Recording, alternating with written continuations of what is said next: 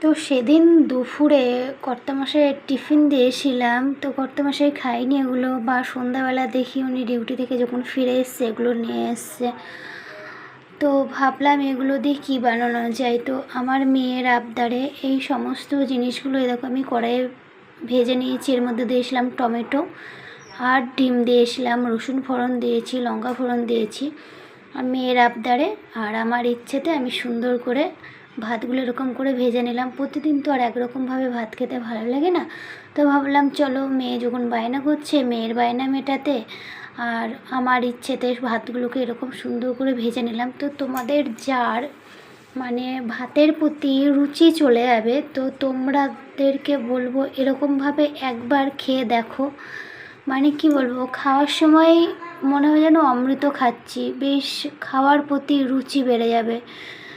তো অবশ্যই তোমরা একবার ট্রাই করে দেখো। আমার ভিডিওটা এখানেই শেষ করছি।